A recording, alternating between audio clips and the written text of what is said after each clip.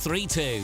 One entry costs £2 plus one standard network rate message, or text bonus to 63232. 5 entries cost £5 plus one standard network rate message. Go to gbnews.com/win. Entries start from just £2. You can call 0903 681 3232. Calls cost £2 plus your network access charge, or post your name and number to GB10 PO Box 8690 Derby DE1 9TT. UK only. Entrance must be 18 or over. Lines close at 6 p.m. on the 31st of January. Please check the closing time if listening or watching on demand. Good luck. Welcome to State of the Nation, daily plunge into the stories shaping our country.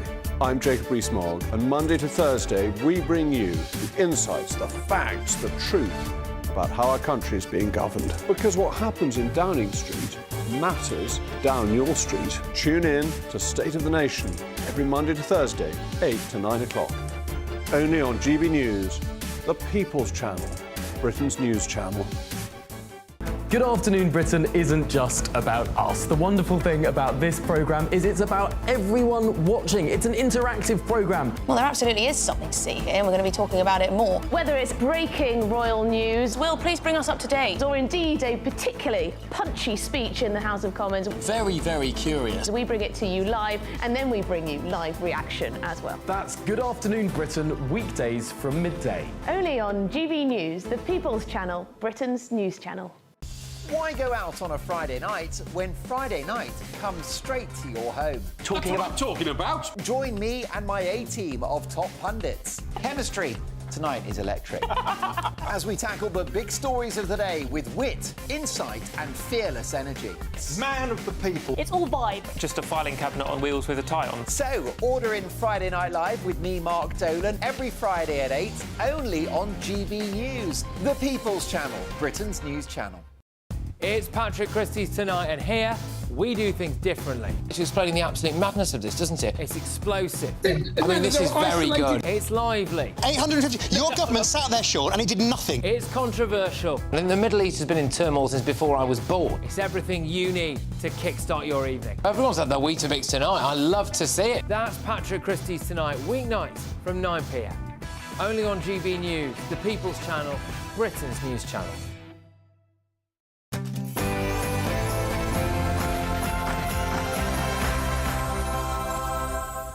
Hello, good evening. It's me, Jacob Rees-Mogg, on State of the Nation tonight. New migration data have revealed the scale of foreign criminality in the UK and our inability to deport thousands of people. I'll be speaking to Tony Blair's Defence Secretary about whether it's time to realign the United Kingdom with the United States rather than the European Union. Meanwhile, Sir Keir Starmer welcomed his Greek counterpart today, with reports suggesting a loan deal with the Elgin Marbles is on the cusp of being signed. Plus, this is a very good story. Could a return to medieval principles save the UK higher education system? I'll be joined by one man who has suggested exactly that. State of the Nation starts now.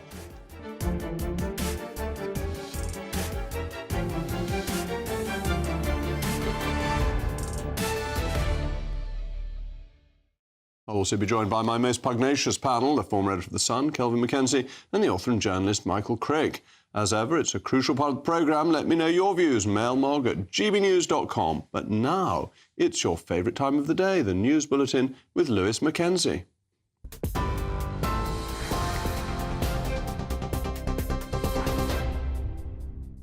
Thank you very much, Jacob. Good evening. It's just after 8 o'clock. Here are your latest headlines from the GB newsroom. South Korea's president says he will lift martial law he placed on the country after Parliament votes to block the order.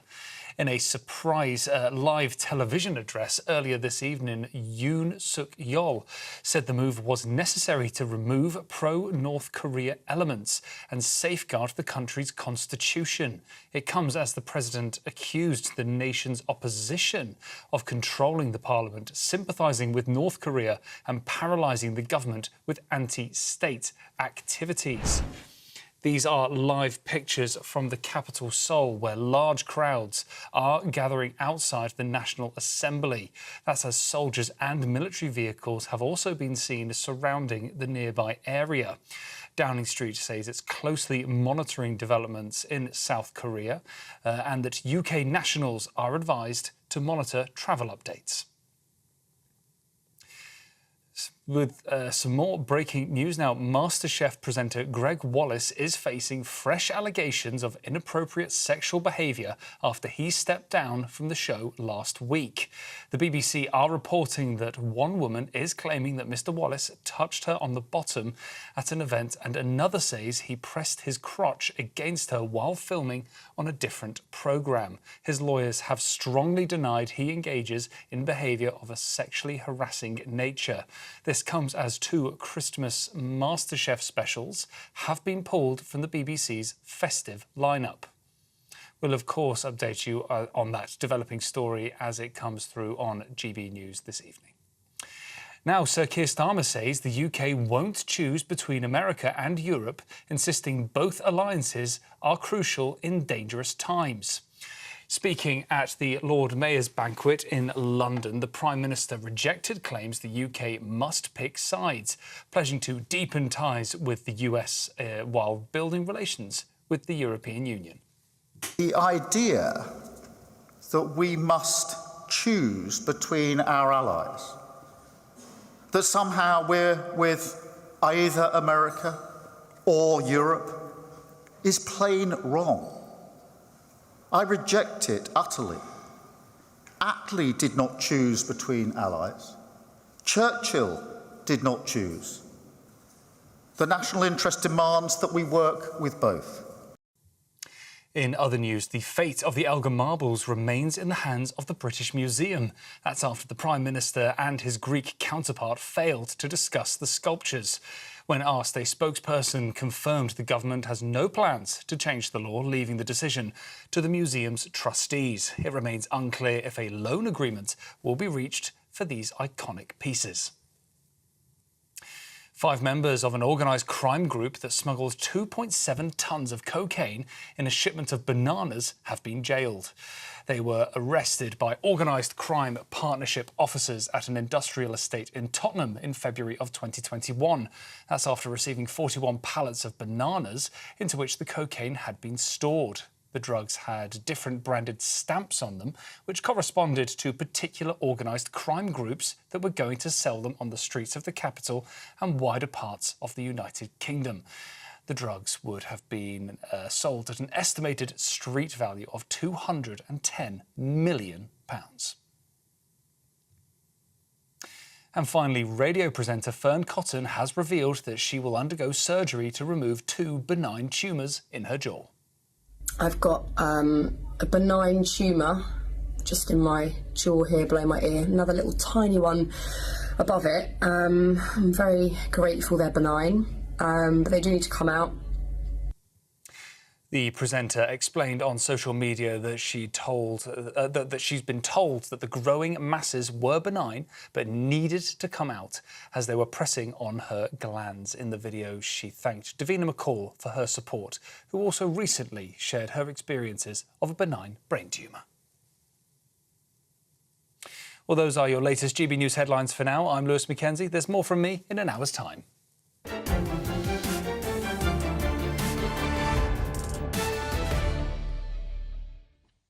Welcome back to State of the Nation. You may remember that in September, Sir Keir Starmer decided to open the prisons, releasing more than 1,700 offenders who had served more than 40% of their sentences. Here's a reminder of some of the reactions of the prisoners.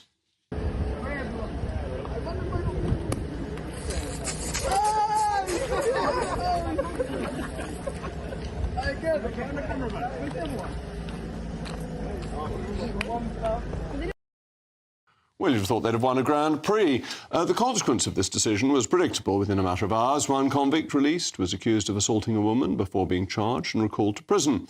The stated reason for this policy of releasing people was that the prisons were overflowing. Indeed, in August, it was rumoured that a mere 100 prison spaces were left.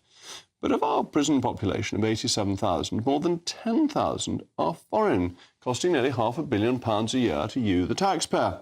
The more logical solution to our lack of prison spaces, rather than letting people out, is to deport the foreign criminals. However, there seems to be no great desire to do this, and this isn't particularly the fall of this new government. The last government was just as bad. Now, new Ministry of Justice data have revealed a quarter of foreign criminals went on to re-offend in the UK after being released from jail and avoiding deportation, totalling about 10,000 offences. The problem is that the standard practice in the UK has been to make foreign criminals serve between 40 to 50% of their sentences, similar to other malefactors, before attempting to deport them. While there may be a case for this in some instances where there are victim interests to consider or the crime is especially heinous, the government's default position ought to be to deport any foreign criminal immediately upon conviction, banning them from returning. When this default policy has shifted, along with withdrawal from the European Convention on Human Rights and an overhaul of domestic human rights laws to smooth the process of deporting illegal migrants, we may begin to have a serious immigration enforcement system. The government's reaction to Southport proved anything, it is that if there's a political will, it can be done. If foreign criminality was pursued with the same zeal and efficiency as the Southport riots, the issue could be put to bed in a few weeks. As ever, let me know your views, mailmog@gbnews.com. And to discuss this, I'm joined by my most pugnacious panel, the former editor of The Sun, Kelvin Mackenzie, and the author and journalist, Michael Crick. Kelvin, do you think it's going too far to say, as I have just suggested, that actually foreign criminals should be deported straight away, unless their crime's particularly bad or had a big consequence on a victim, because we don't want the cost of maintaining them? And when they've gone back to their home country, it's somebody else's responsibility. It's fine. But even getting them out of the country turned out to be a nightmare, didn't it? What about those people that were those criminals, vile criminals, who put on a plane to Jamaica, and in the end, both the crew and everybody else said, "Oh, we can't let these good people go abroad," took them off. One of the guys then went on to murder somebody. So we have got to. One of our problems with government, whether it's Conservative or Labour, is that they have a very liberal view of crime. Of course, until of course. Because nobody breaks into their houses because they've got security guards and God knows what around them, right? So until they begin to understand what it's like to be a victim of crime, I'm not sure we're ever going to get a change. And the other aspect is, this comes out today. So this is a shocking piece of statistics, right? Terrible, absolutely terrible. The way that they get released, they carry out another crime, they go back in jail again. Incredible. But at the same time, of course, we now have stats which show that, in fact, our productivity is not growing because of... So we're told that migration is the answer to our economy booming. Actually, we've just discovered it's the very reverse. And that actually the ONS have announced in their numbers today that, in fact, that they had underestimated the amount of migrants, and therefore, if the economy stays the same and the amount of people doing it is worse, and therefore, actually, this is a shocking day for anybody who actually is proselytising the idea that migration is helpful to us, either on crime or making us economically wealthier. Both have been blown out of the water. Michael, isn't this an indicator of the failure of a whole migration policy, that surely the easiest bit of it to get right is to deport people who've committed crimes and just remove them and send them home once they come to the end of their sentences or when they're found guilty? And that Kelvin's point's right, that once you go even a little bit further down, mass migration hasn't worked. Well, it's only sort of linked to migration policy. I mean, even if we didn't have any, even if it ceased, or in the old days when migration figures were, really, really low, you had systems for deporting people. I suppose the problem with what you're advocating, Jacob, is that if somebody had done a crime that was worth, say, 5 years jail, and you just say, right, you're deported, won't bother with a trial. Well, I don't know. You'd have a trial. You'd have a trial, and then the sentence would be deportation. I'd leave it to the judge and let the judge say, OK, look, you should get 5 years, but actually we're going to deport you straight away. Because I think there would be some cases... But would there be a deterrent in that? I mean, if you were deported to somewhere where they're just going to say, oh, welcome back... But that's up to the country they go back to. And with quite a number of countries, we have arrangements for people to serve their sentences. Yeah. But I'm saying in countries where we don't, we want them out of the UK. On the other hand, if they can commit a serious crime and know that the only punishment they're going to get is being deported back to where they came from, that may not be much of a deterrent. Well, I don't know, because lots of people seem to come over on small boats because they're keen to get here. Well, there may well seems be to be a that draw it'd be worth coming to taking the UK. chance of committing a bank robbery or murdering somebody, you may not get caught, and then if you do get caught, all that happens is you get deported. I think murder is different. I think most judges would sentence somebody to commit murder. That's why I excluded the most serious crimes and ones where there may be a very obvious victim. Well, I think that the present system that you described there, I'm not an expert on this, whereby they serve some of their sentence and then get deported, in theory, even that isn't is working. good, so long as you do the deportation. And I think there is a realisation in government that the figures have gone down appallingly in recent years, and they need to be they need to be got back up again. And this is one of the probably relatively easier aspects of reform, and that you could free up. Carried out. I mean, if you got rid of them sooner, you could free up 10,000 spaces, exactly, which is a huge saving in the prison system. It means we don't have to build so many more prisons. And you don't have to let people out at regular intervals before the head of their sentence. Yeah, I mean, it's something that Labour may actually do. I mean, the deportation figures were much higher under the last Labour government. I'm being even more right-wing than both of you at the moment, aren't I? That's not possible. That is not possible. Kelvin, you've been challenged. No, that is not possible. They had to build a wall to stop me going further right. No, don't worry about it. No, I feel that this is the thing this is why the Conservative Party have a massive, massive issue over the next 3 or 4 years, because you only look at their record on almost any level in connection with migration, and they have been lamentable at the very best. I have no idea why they feel they couldn't do these things. And if you look at those numbers coming out of Wales, right, so the Tories are going to be destroyed in the Wales elections in the Senedd in 2026. They're probably going to get pretty much hammered in the county councils as well. So we have a problem here. We don't really seem to have governments who seem to embrace this problem. And that's the thing that concerns me. There is a disconnect between the elected and the electors. That the electors have always wanted foreign criminals removed, and government after government hasn't managed to deliver. And this is just something where I think Kelvin's onto something, that those who are elected don't seem to care about crime in the same way as their voters do. Well, I don't know if you put it to the voters, your policy of just deporting them without going to jail or making them spend a time in jail. This is for serious times, but not the most serious. That I'm not sure your policy would get public support. I don't know. But the easier bit of getting rid of them when they've completed their sentences, everybody would agree with. And it's just administrative incompetence, isn't it? Of course, it's easier to get rid of them once at the end of their trial, because you've got them. You've got them, you know who they they're are. not going to go and escape into the community. But I presume the reason why the figures have gone down is that the Home Office hasn't got the staff, and that the legal problems have got worse. Or maybe there aren't enough lawyers, and that comes back to what we were discussing last week. There's always too many lawyers. There is a bit of human rights law that means some people are entitled to stay, and it is focus of the Home Office. You will probably remember Tony Blair at one point in his prime ministership decided to focus on this and got the numbers down, but at the same time numbers in another part of the immigration system ballooned, and it does seem that you squeeze the balloon one point and the other point it bursts out again. It's a bit like trying to put some, wallpaper on a wall. You won't have done this, but trying to, put wallpaper on a wall. He will have seen somebody do it in one place and it turns up somewhere else. Yes. Well, I'm not going to go into my DIY skills this evening, but thank you very much to my panel. After the break, I'll be speaking to the former Defence Secretary, Jeff Hoon, about the future of the UK's alignment with the EU and the US.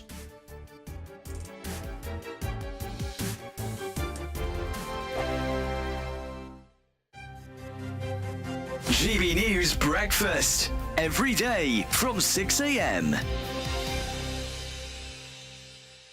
Go on, Eamon. Go on, Eamon. What does Eamon mean? I mean, I must admit, I never liked my name, ever. And then I realised that it's made me more individual because there are no other Eamons about. So therefore I can go by, whereas no one would know Isabel. She's Isabel Webster. She'd have two names. Penny. But Isabel means something polite.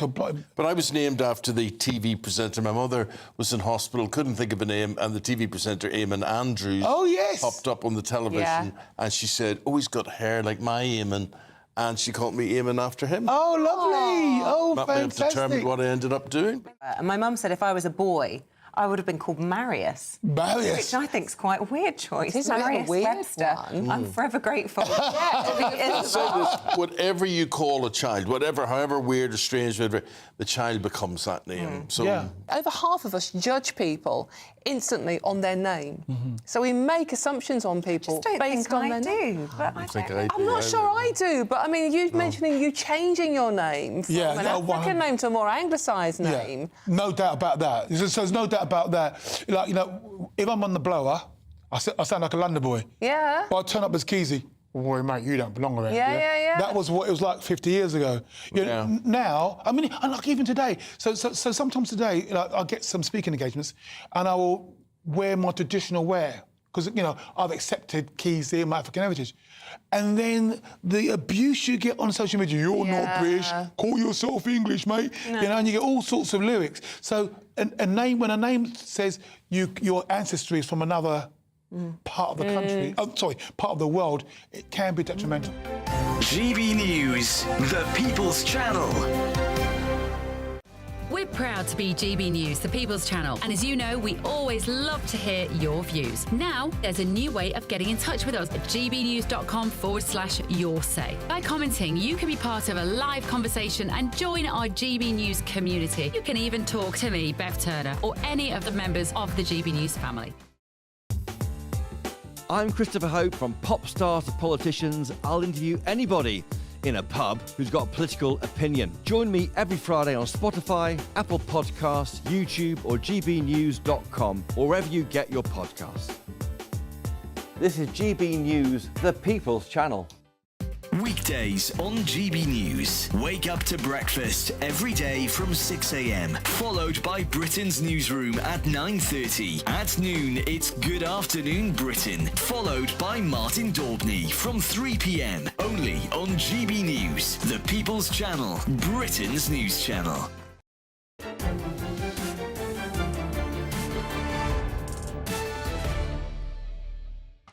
Well, welcome back. We were talking about foreign criminals, and you may have sent in lots of mail mogs, but I'll have to read them out to you later because I haven't been given them at the moment. Anyway, we have a very interesting period politically going on with the election of Donald Trump, and Sir Keir Starmer faces a choice. Can he align with the increasingly incumbent and bureaucratic European Union, or with the high-growth United States, driven by its low energy prices? Last night, the Prime Minister warned that he would not side with one ally over another. Here's what he had to say.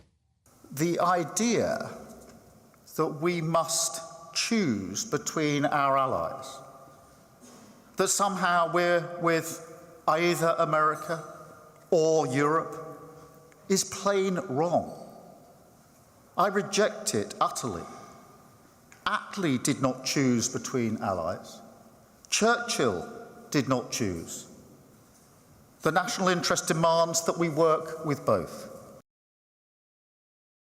Well, I'm now joined by the former Defence Secretary and indeed former Europe Minister, Geoff Hoon, to discuss this. Thank you so much for coming in. Good evening. It is a fascinating time, isn't it, that Donald Trump, hostile to NATO, feeling that the Europeans don't spend enough money, the UK sort of caught in the middle. Which way do you think we will have to go? Well, it probably won't come as any great surprise to you when I say that I do agree with what the Prime Minister has said. I don't think there is a choice as such.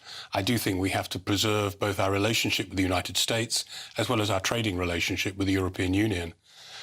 Few politicians are more pro-American than I am. I've lived there, I've worked there, I have more family in the United States than I have here.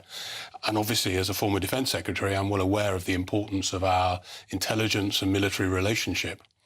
At the same time, notwithstanding Brexit, 42% of our trade is still with the European Union, almost as much as with the rest of the world put together.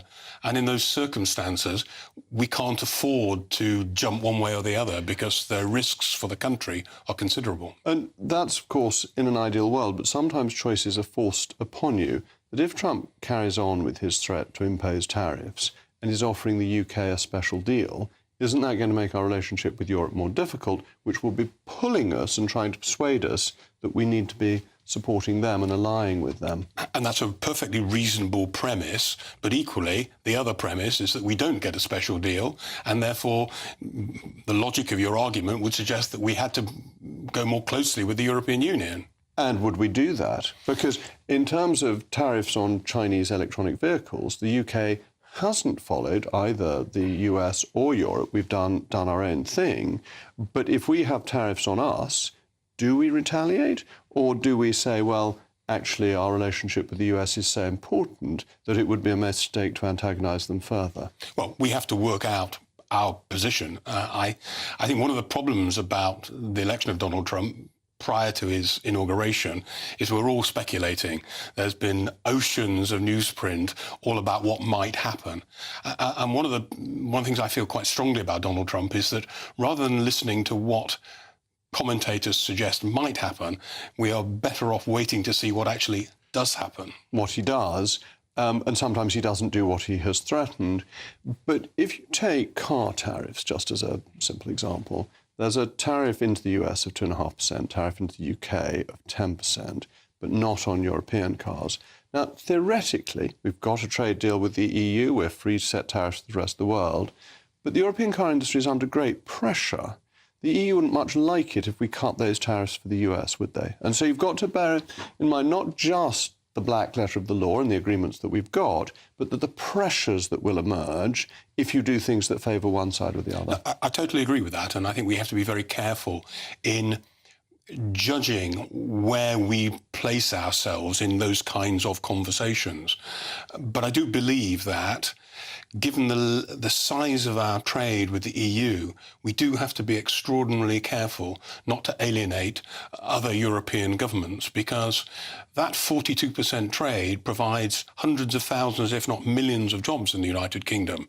We don't have that level of trade with the United States. It's certainly our biggest trading partner. It's our biggest individual trading partner, yes. Biggest individual trading partner, but still 41%, around half of the trade that we do with the European Union. So you started this conversation perfectly properly by saying this is a difficult time. It is a difficult time.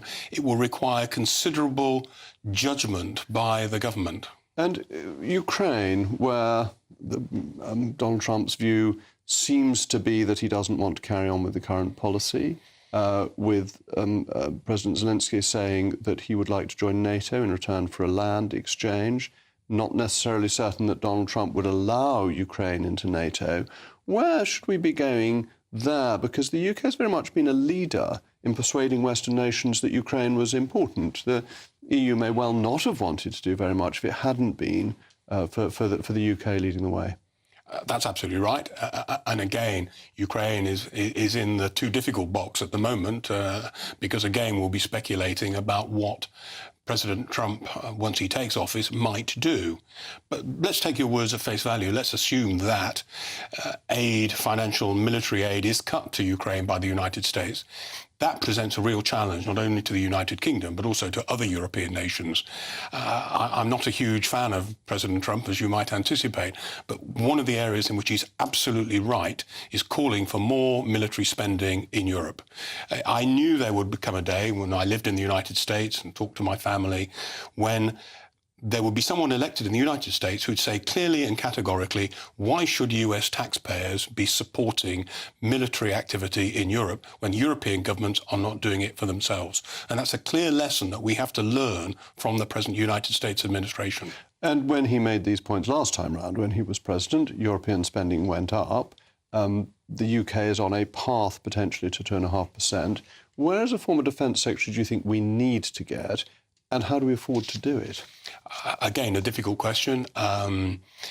What I think is the answer is that we do have to work more closely with our European counterparts.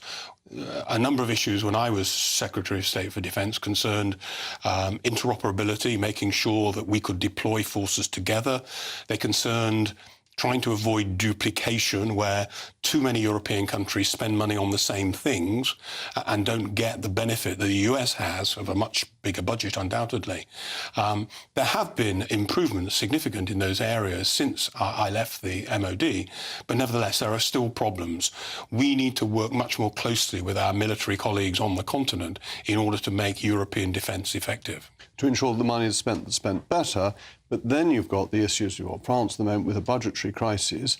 where are they getting the money from? And so, although we may want to cooperate more with Europe, it may not be able to afford the type of cooperation that we need. I think that's right. And one of the differences in the United States is that no one really questions, when I say no one, no member of the public really questions how much money is spent on defence in the United States. Whereas here, as you will know from your own experience in government, the reality is defence comes somewhere down the list after health and education and social security and pensions. A whole range of other things are politically more important. And that's also the case on the continent, and the present crisis in France seems to be a product of that. And it's very interesting. I saw some Swedish MPs recently, and they are extremely worried about the situation if the Ukraine position isn't maintained, that they really feel that they are next in line and they're taking domestic steps to reinforce defence. But without the US, there isn't really a proper European defence, is there? That we need that US blanket for quite a long time to come. I think that's right. But at the same time, if Donald Trump does carry through the kinds of policies that you've talked about earlier, then necessarily Europe will have to do something. Sweden, Finland joining NATO, not something I could ever have really contemplated. I remember having that conversation with the Finnish defence minister, who was quite keen on the idea, absolutely squashed by the president of Finland, who wouldn't contemplate it, albeit 20 years ago. So things do change as a result of having a very aggressive neighbour, which is the position that Finland, Sweden, the Baltic states are in. Indeed, and there not seeming to be any end to Ukraine.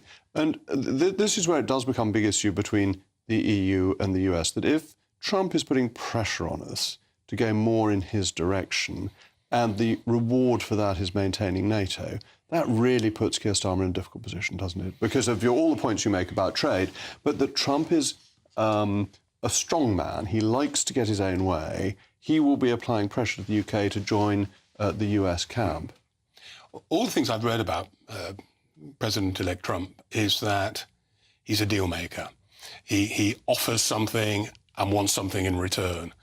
And I think, without too much speculation, we need to understand what the nature of that offer could be before we make fundamental decisions of the kind that you are setting out. So certainly there will be a change, and we have to anticipate some of those changes now to prepare for them.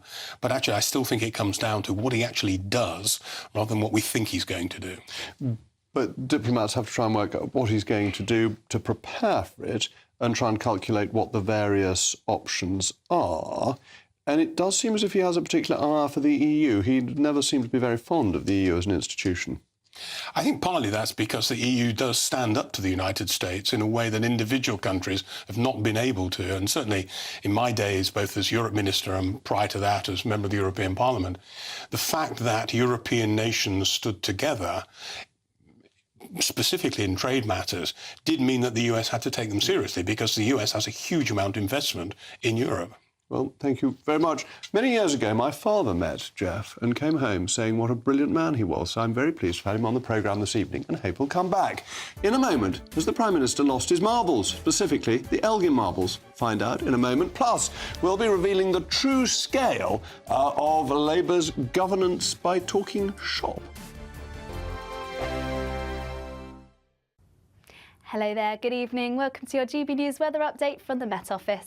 As we head into tomorrow, it's going to be another chilly start, turning wet and windy from the west, but elsewhere there should be plenty of hazy sunshine to go around. We've currently got high pressure sitting out to the east, clinging on before we start to see a change from the west as a frontal system moves in, bringing a squeeze in the isobars too, so fairly blustery at times across the northwest of Scotland. Any rain generally fizzling out as that system moves its way south and eastwards, bringing in some clouds, still perhaps a slight bit of rain across parts of Wales, but generally turning clearer to the north of this. A few showers to the far north of Scotland, but with clear skies, we're likely to see some frost by the morning. We may even see some icy stretches just to the north and east of Scotland, so do take care if you're out and about during the early hours of Wednesday morning. But otherwise, there's going to be plenty of bright sunshine around, even though it is going to be a cold start. Similar across Northern Ireland, northern parts of England. Chilly, but it is going to be largely dry. Perhaps a bit more cloud across central and southern areas. Still a chance of some light rain across parts of Wales, mainly across hills. But for most of us, it's going to be a largely dry day. Plenty of sunny spells to go around. We'll eventually see a change from the west though. More clouds spilling in here, some outbreaks of rain, this turning heavy at times, just moving into parts of Northern Ireland, western parts of Scotland by the afternoon, and turning quite blustery under this cloud and rain too. So on the whole, it is going to be a fairly chilly day, largely dry, though we are going to see that change from the west. As we head into Thursday, any rain moving its way overnight will linger across the southeast for a time, turning slightly drier with a fair amount of cloud around, but it's going to be a very blustery day, and later on we'll see further outbreaks of heavy rain move their way in from the west with very strong winds at times. So it is going to be an unsettled end to the week and likely remaining unsettled as we head into the weekend. Bye for now. Mark Dolan tonight is your weekend dose of news, debate and entertainment. This sounds like a wild conspiracy theory. Don't miss My Big Opinion. Mark meets and My Take at 10. Democracy is a funny old thing. And we don't do boring, not on my watch. I just won't have it. Let's go and get another glass of that bubbly. You've earned it. That's Mark Dolan tonight, Saturday and Sunday, 9 to 11, only on GB News, the People's Channel, Britain's news channel. Hi there, I'm Michelle Dewberry and I'm going to take a second to tell you all about my show, Dubes & Co. We start off with the issues of the day. We then bring in both sides of the argument. We get rid of the disrespect. And then you throw me into the mix. And trust me, I'll tell it exactly how it is. And then, of course, the magic ingredient, you at home. We mix it all together and what have we got, in my opinion, the best debate show in town. Monday to Friday, 6 till 7 on GB News, Britain's news channel.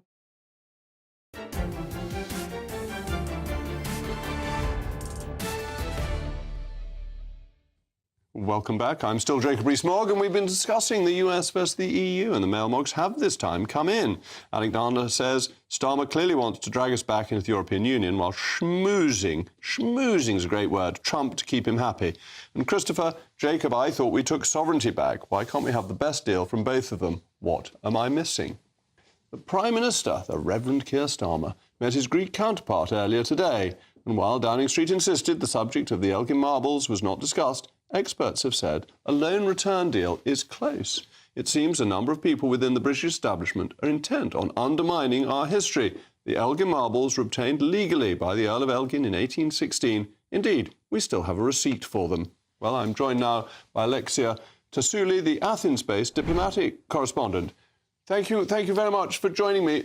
Do you know if the government is about to surrender and hand over the Elgin Marbles to the Greek government? Good evening from Athens. Well, the Greek government has many reasons to be satisfied by today's meeting with the British Prime Minister, because according to the Greek government sources, Keir Starmer responded positively regarding the Parthenon sculptures, saying that he's welcoming the fact that the British government will not stand in the way if there is an agreement with the British Museum. That's what the sources said here in Athens after the meeting of the two prime ministers. So we know that the Greek marbles was part of the talks in the meeting, even though it wasn't officially in the agenda. Now, we understand here in Greece that it's up to the British Museum management who is responsible to decide whether or not to lend the marbles. But we need to find the legal formula, because the word lending is not acceptable here in Greece. We cannot borrow something that is not owned to Greece. So the basic difference of perception between Greece and the UK remains, with Athens insisting that it was stolen marbles.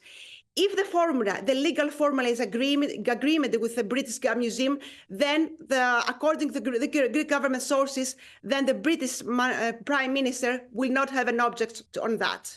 Yes, but the marbles weren't stolen, were they? They were taken legally from the Ottoman Empire. The Ottoman Empire then ruled Greece. Greece was part of the Ottoman Empire for a very long period. So it was a perfectly legal transaction when it took place. And to say a transaction over 200 years ago...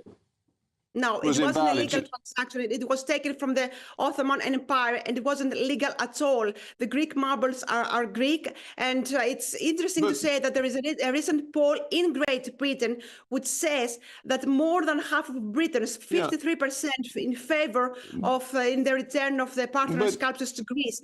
27% believe. There wasn't a Greece as more than a geographical description at the point the marbles was taken. There was no Greek government, and there wasn't a Greece in the terms of the Athenian Republic and so on. That Greeks was a geographical term at that point. The marbles were Greek. It was the Greece in at what the time sense? was occupied. Who was Greek? What was Greek in those terms? There wasn't a Greek government. Greece occupied by the Ottoman Empire. So it's I understand there is an international climate in favor of the return of the cultural goods that were stolen, forcibly exported. But they weren't stolen. They weren't stolen. They were bought. Yes, they were stolen. Legitimately from the legal owners. No, it was stolen, forcibly exported from the territory of a country to the place of their birth.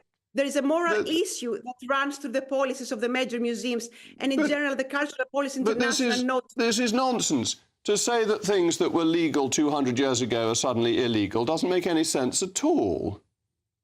No, it was stolen. The Greek marbles were Greek, and it's supposed to return to the... On what basis can you say stolen? On what basis can you say stolen when the legitimate government at the time permitted the export of the Elgin marbles?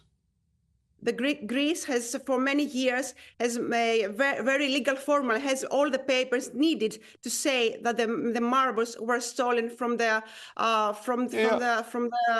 from the. But just because the Greek government says it was stolen doesn't make it so.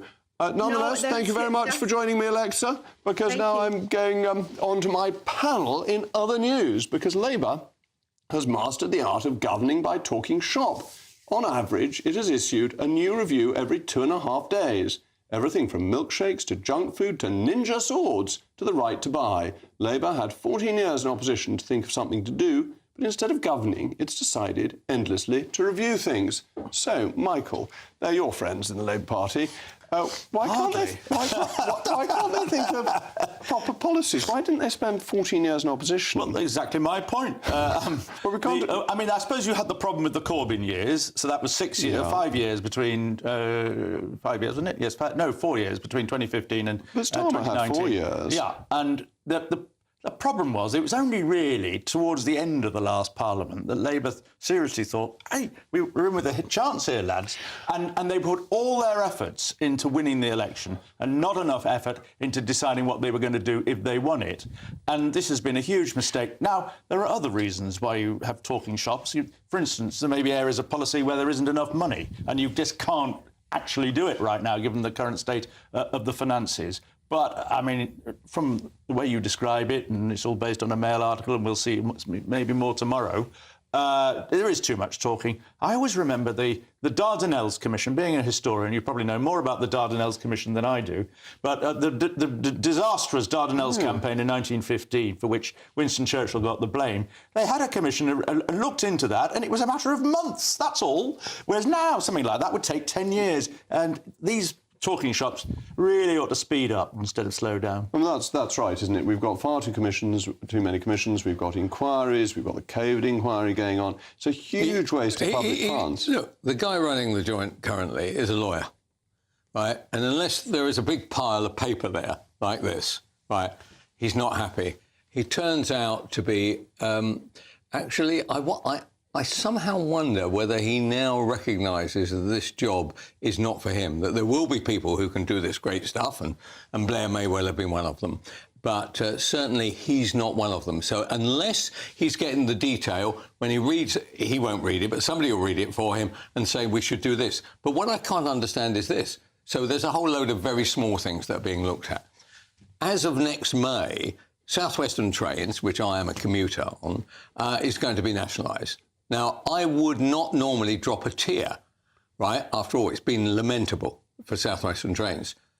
But it being nationalised, I'm old enough to remember when trains were nationalised. So they're doing massive things, right, and with no actual knowledge of what the outcome is going to be. So they've decided to look at very small things and analyse them to death. This is a lack of, I think, political judgment, and it's because Starmer is may be a very good KC and may well be used to talking to 3 judges and not talking to a jury, which is one of the criticisms that I now hear regularly about him, right? And I would think this is another example. Well, we discussed yesterday the desire to limit jury trial, but it seems to me that if you're a politician, you have principles, that you understand what you want to do, and that therefore you know what your judgment will be in various circumstances, and you don't need an inquiry and review to tell you what you ought to think. You know it as a basic principle of your politics. Yes and no. I mean, there's all sorts of things that principles might tell you to do, but then you come up against the practicalities and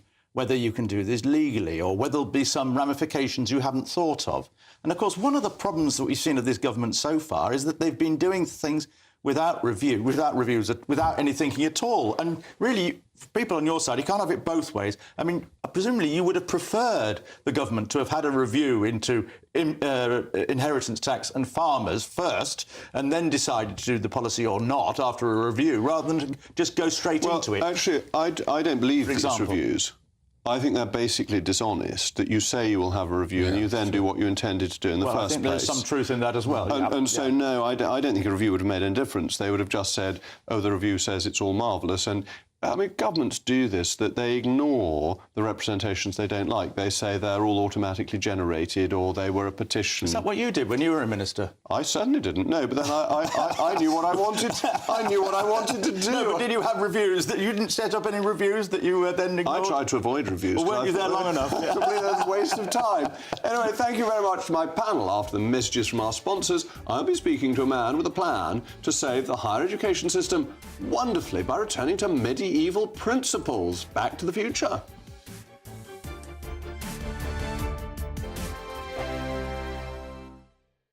This is GB News, Britain's news channel. As Strictly Come Dancing approaches its iconic Blackpool episode, marking halfway through the competition, visually impaired dancers across the country have spoken out about how groundbreaking the casting of Chris McCausland is, who suffers from, if I hope I'm saying this correctly, retinitis pigmentosa, and they've found him particularly inspiring. We've been talking, Sean, about how the casting of Strictly has been inspiring to so many people, but I imagine there'll be lots of people who are watching this at home finding your story of resilience really inspiring, because you've obviously really been through it. Is dancing something that has sort of, you know, helped keep you going through all of those troubles? And what does it mean to you to see casting like this on a show like Strictly Come Dancing? Like I say, all the things I went through. So those 9 years when I wasn't dancing, you know, I was still dancing in my head and just banging on to other people. Very much not just people with sight loss. You know, I've been a big advocate for people with social isolation. So many people on their own now, social anxiety, especially since COVID.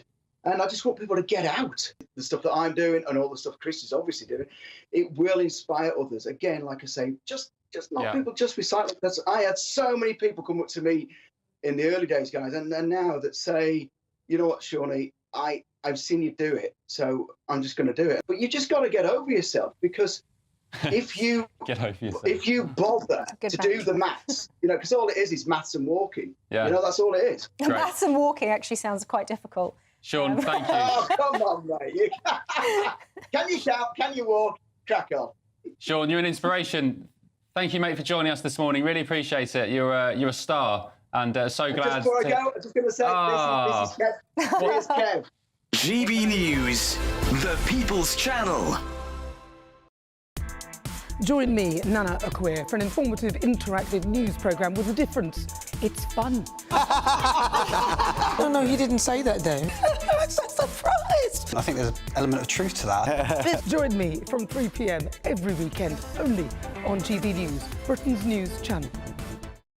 If you want your news to be straight talking... This is a nightmare for the Conservatives again. Down to earth. It's not just Nottingham where this is happening, is it? And most importantly, honest. Hard-working, middle-class taxpayers, they'll get their book thrown at them. Then catch me, Martin Daubney, Monday to Friday, 3 till 6 p.m. on GB News, Britain's news channel. This is Britain's Newsroom, where your voice matters. It's just astonishing. With expert analysis and honest opinion, we don't just keep you informed. We bring you unique perspectives you won't see anywhere else. Can't argue with any of that. When the news happens, It happens here. On Britain's Newsroom, weekdays from 9:30 a.m. Only on GB News.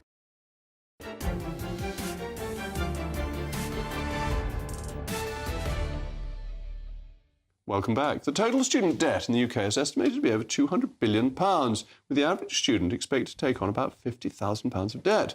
With an outdated funding model, increasing red tape and a flawed incentive structure, my next guest has a plan to save the higher education system with an emphasis on a return to medieval principles, the principles that made our universities the envy of the world. Well, I'm joined now by Peter Ainsworth, author, and I've got it here, of the Institute for Economic Affairs' new paper, Shares in Students, which I'm sure is available from all good bookshops. Peter, thank you for coming in. Thank you, Jacob. Now, nice to meet you. You're not saying that everybody at university should be a cleric and should have to learn Latin. You're saying that you should look at the guild system that underpinned universities when they started, and that's how they should fund themselves, by paying back out of the wages. Can you explain how it would work? Absolutely. Well, with the medieval system, so this was an apprenticeship system, and the apprentice would sign a 7-year contract with the master, and the master would then actually provide them with sustenance, so food, accommodation, and then the education. And obviously in the first few years, the master was investing considerably in their student, because the student at that time wasn't productive, or apprentice. And then as the years went by, the apprentice would become more productive, but they were still tied to the 7 years. And during that period, they'd be paid a wage, but less than they were perhaps worth. And the master would then get paid back. So you had a situation whereby the institution, or a master, was investing in the student and had an interest in the student actually becoming productive. And the odd thing is, with our system, the universities are paid by the government when the student is enrolled and isn't paid anything in relation to how well the student does. So the medieval system aligns interests. It means that the master or the institution, the educator, has an interest in the student being economically successful. And therefore has an interest in the course that they're providing being one that is economically beneficial. Absolutely. Because any student who doesn't go on to earn a sufficient living would be a cost to the institution rather than to the state. Than the taxpayer, absolutely. So how would this actually happen? You would sign on as a student, your tuition and your accommodation would cost, say, £20,000, just for the roundness of a number. That would be paid for by your university. Then what happens? You leave, you get a job. At what rate do you pay back? Well, it would work like the present system. I mean, what you describe is what happens for a student who goes to university now. They get a maintenance loan and they get a tuition fee loan. And when they leave, they pay back on an income contingent basis, but the money goes to the government. All I'm saying is that money should go back to the university. And you take the government out of it? The government gets completely out of it, absolutely. Would you change the payment schedule? Because an awful lot of people are never going to pay back their student loan, which, if you're a university, would be a big disincentive to providing the education in the first place. So would you lower the threshold? Would you increase the repayment rate? Well, I would leave that to the universities to decide. And one of the reasons why outcomes for students are so bad is because the educator, the institution, has no particular incentive to make sure that they're well educated from an employment point of view. In your pamphlet, you set out some ideas of how it could work. And I think it might be interesting for viewers to understand what the parameters could be in terms of repayments and how much more you might pay than you took out.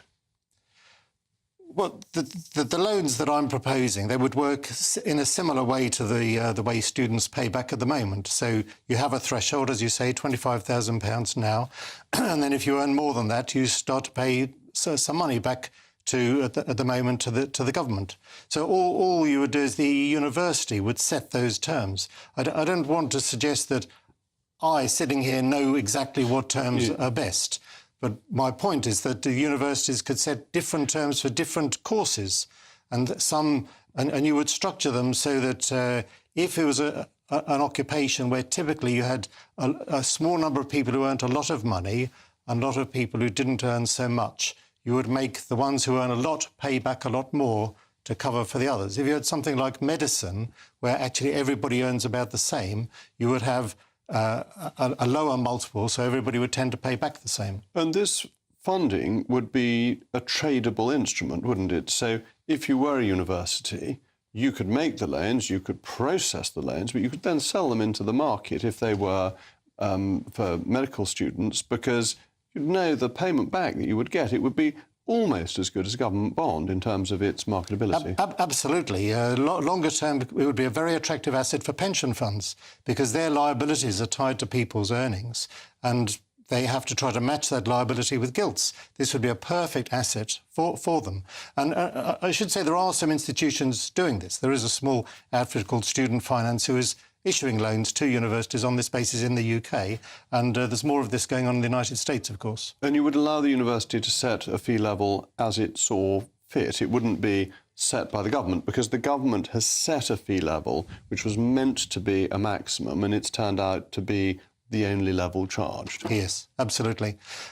Yes, it's quite a big problem. It's odd that universities talk about the system being marketised, and yet there's a fixed price, which isn't a normal market. Now, you and I were very lucky. We went to Oxford, Cambridge, and got a very good education at a low price. It's kind of weird that today you can go to Oxford and Cambridge, still pay the 9,250 or 9,535 that you would pay going to a much lower tariff university. So it would help everybody, in fact, if the likes of Oxbridge were able to charge a lot more, because not only would Oxbridge then get more resources so they could be more internationally competitive, but it would mean that lower tariff universities would be able to differentiate themselves. OK, because one of the things I was thinking was that Oxford and Cambridge would clearly get paid back. They'd be fine. But some of the weaker universities with weaker courses, they might run out of money quite quickly. So you would have, to use Schumpeter's term, creative destruction in the university ecosystem. Well, I don't think so at all. I think the lower tariff universities are suffering very badly at the moment because of the restriction on international students coming and a lower demand from international students.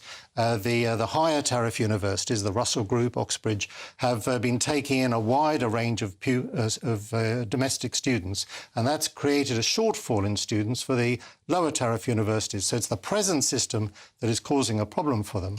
What I'm proposing, and there are several elements, one is that Oxbridge and the like would be able to charge more, so that would create a competitive advantage for the lower tariff universities. The other is I would abolish regulation, which would save cost. I'm all in favour of abolishing regulation. That's a great note on which to stop. Thank you very much, Peter. Up next, it's the one and only Patrick Christys.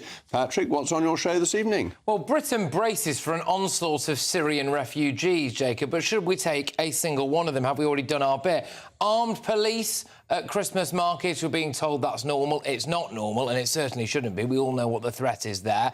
Death threats to Lee Anderson. The person who did that has avoided prison. Didn't they have avoided jail if they made those same threats to Yvette Cooper? I think not. Peter Shilton, the England football legend, is wading in on footballers being forced to sign up to the Stonewall LGBTQ+ agenda, and his Starmer putting Brits at the back of the queue. Well, that sounds absolutely excellent. And Peter Shilton is a great man. That's all coming up after the weather. I'm back tomorrow at 8 o'clock. I'm Jacob Rees-Mogg. This has been State of the Nation, as you know, and the weather in Somerset. Oh, tomorrow is going to be glorious. There will be a special Somerset sunshine illuminating the whole county throughout the day.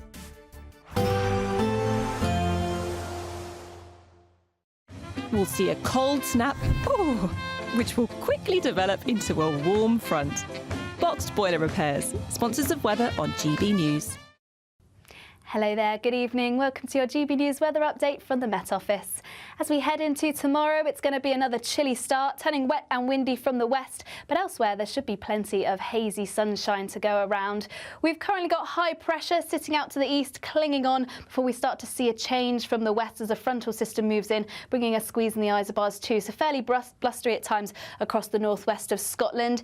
Any rain generally fizzling out as that system moves its way south and eastwards, bringing in some clouds, still perhaps a slight bit of rain across parts of Wales, but generally turning clearer to the north of this. A few showers to the far north of Scotland, but with clear skies, we're likely to see some frost by the morning. We may even see some icy stretches just to the north and east of Scotland, so do take care if you're out and about during the early hours of Wednesday morning. But otherwise, there's going to be plenty of bright sunshine around, even though it is going to be a cold start. Similar across Northern Ireland, northern parts of England. Chilly, but it is going to be largely dry. Perhaps a bit more cloud across central and southern areas. Still a chance of some light rain across parts of Wales, mainly across hills.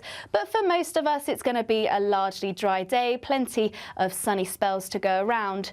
We'll eventually see a change from the west though. More clouds spilling in here, some outbreaks of rain, this turning heavy at times, just moving into parts of Northern Ireland, western parts of Scotland by the afternoon, and turning quite blustery under this cloud and rain too. So on the whole, it is going to be a fairly chilly day, largely dry, though we are going to see that change from the west. As we head into Thursday, any rain moving its way overnight will linger across the southeast for a time, turning slightly drier with a fair amount of cloud around, but it's going to be a very blustery day, and later on we'll see further outbreaks of heavy rain move their way in from the west with very strong winds at times. So it is going to be an unsettled end to the week and likely remaining unsettled as we head into the weekend. Bye for now.